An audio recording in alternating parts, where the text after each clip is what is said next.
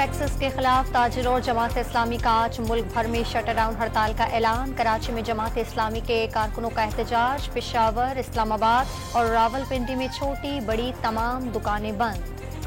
Election commission का खवातीन को 5% टिकटें न देने पर एक्शन।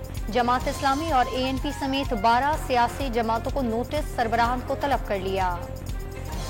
कराची के मुख्तलिफ इलाकों में वक्फे से हल्की और तेज बारिश का सिलसिला जारी।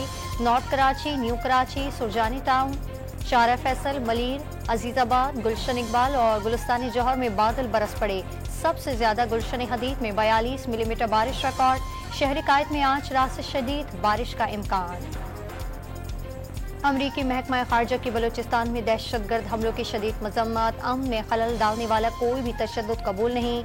दहशतगर्दी के खिलाफ जंग में पाकिस्तान के साथ खड़े हैं। तर्जुमान अमरीकी महकमा खारजा मैथ्यू मिलर का बयान। बेला ऑपरेशन में हलाक किए गए 5 दहशतगर्दों की तस्वीर मंजर आम पर आ गए। दहशतगर्दों की शनाख्त के लिए नादरा से रुजू कर लिया गया। CTD ने बलूचिस्तान में दहशतगर्दी के 8 वाकयात के मुकदमात दर्ज कर लिए। कराची के इलाके अख्तर कॉलोनी के मकान में सिलेंडर धमाका। 2 बच्चों समेत 5 अफराद जख्मी हो गए। जख्मियों को जिन्ना अस्पताल मुंतकिल कर दिया गया। कराची के जिन्ना इंटरनेशनल एयरपोर्ट से FIA ने संगीन जराइम में मतलूब इश्तिहारी मुलजिम को गिरफ्तार कर लिया। मुलजिम पंजाब पुलिस को मतलूब था। मुलजिम के खिलाफ सियालकोट में इक़दाम कत्ल के दिफात के तहत मुकदमा दर्ज था। इसराइली फौज ने खान यूनिस में रिहायशी इमारत को बॉम्ब से उड़ा दिया। 24 घंटे में मजीद 40 फलस्तीनी शहीद। काबिज फौज का मगरबी किनारे बड़े फौजी ऑपरेशन का आगाज।